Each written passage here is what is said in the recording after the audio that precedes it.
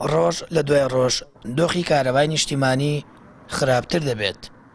تا ئێستا کابینەیەک لە دوایەکەکانی حکوومەت هێرێم نەیانتوانیوە سەعاتەکانی کارەبای نیشتیمانی بۆ هاوڵاتیان زیاد بکەن.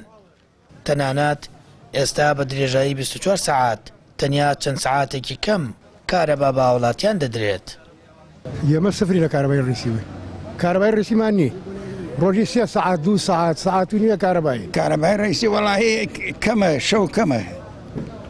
ئیتر مۆریدەکە دێت و گیانمانەوە مۆریدە. کارەبای ڕیسیەوە شتێکی معلومە لە هەموو دانیشتوان و هەموو خەڵک گشتی ئەزانێت کە کارەبای ڕیسی یەت و ئەبڕێەوە یەت و ئەبڕێوانی مێژی ینی ئەوە ژیانیەوە دەست کارەبای ڕیسیوە. من ڕێزمێ بۆ داری کارەبا بۆ زیری کارەبا ئالێرە ئەم پەیامی پێکردم هەر کاتێ وتی کارەبا چاکەوێ قەسەم بەخوا کارەبا خراپە قسە نەکەن زۆر باشتر.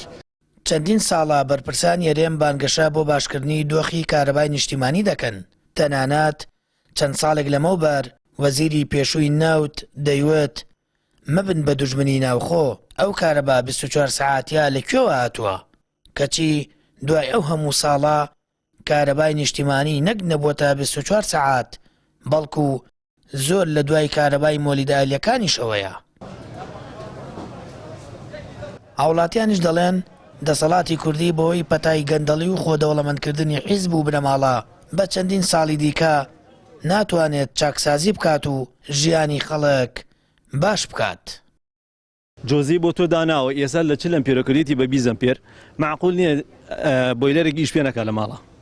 لێرە ئێمە لە دوکان ئێستا کە دوکانین مانگانە یەک دنیا پارەی کارەبامان بێت و بەس مۆلیدە وانێ با بێ بە دوایە بگەڕێ بزانانی وایە وانە ئەو هاتن جاران سەعات بوو سەعاتەکە وتیان کاکەمەک جێقین بوو بەس ئێستا وەرە جۆزەیان داناوە بزانە جۆزەکە بەدەست خۆیانە کارەما لە هەولێرەکەمە کرێتەوە لە سلێمانی کەس نازانێت چۆن چۆنی تەعامل لەگەڵ خەڵکاکەن بەڕاستی گاڵتەکردنە بە خەڵک. پێوەرە زیرەکەیان دانا کارەبا زۆر باش بێت کەسی بەعکسەوە زۆر خراپ بوو بەڵێن یاندا کە کارەبا بکەنە بە 24 سەعاتی ئێستا نەک 24 سەعاتی بیسەکەی نەماوە 4 سەعاتمانەیە.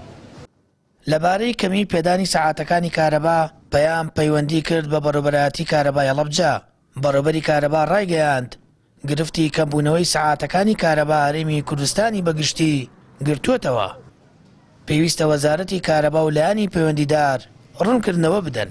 ئەمە لە کاتێکدایە حکوومەت پێوەری زیرەکی 40 ئەمپێری بۆ ماڵان داناوە لە ئێستاشدا بڕی کارەبای ماڵانی بۆ 30 ئەمپێر کەم کردوێتەوە کەچی دۆخی کارەبا هەر خراپە و چەند سەعاتێکی کەم دەدرێت بە وڵاتیان.